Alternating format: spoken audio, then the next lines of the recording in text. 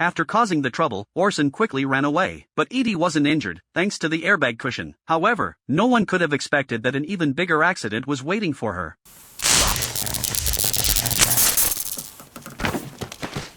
Meanwhile, all the neighbors heard the loud crash. They immediately dropped what they were doing and rushed to the scene. For about a minute, everyone stood frozen in place, seemingly in disbelief at what had just happened. It wasn't until Gabby let out a shocked scream Oh my God. that everyone sprang into action. Does anybody know CPR? Edie, can you hear me?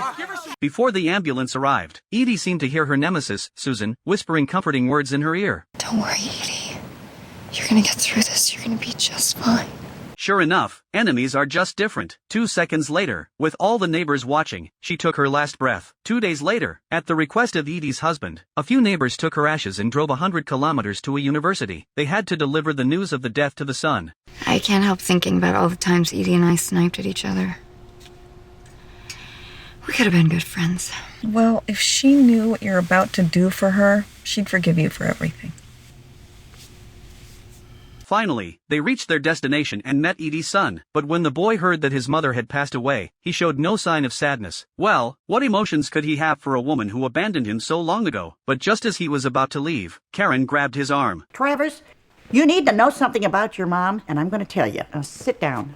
On the anniversary of his son's death, the old lady was alone at home, drinking away her sorrows. Later, Edie arrived. She said she understood the old lady's feelings, because she had lost too. There's no mother who doesn't love her child. The reason she gave up custody was because she knew her own faults. Only by keeping her child away from her could he have a normal life. Aren't you afraid he's going to hate you?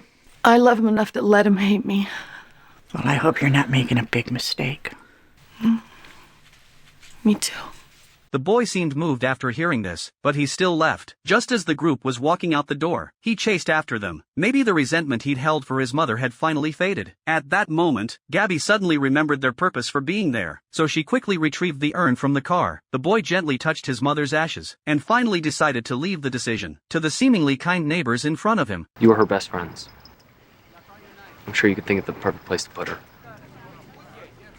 That evening, Karen, holding Edie's ashes, drank and worried. Just then, a gust of wind blew open the door. Karen walked to the door, looked out at the quiet street, and instantly understood. The next day, the group gathered together to divide the ashes. They wanted Edie to rest peacefully in this beautiful neighborhood. But before they started, each person had to say something about the deceased. Edie Britt Was sexy, perceptive, Strong. Beautiful. one of a kind.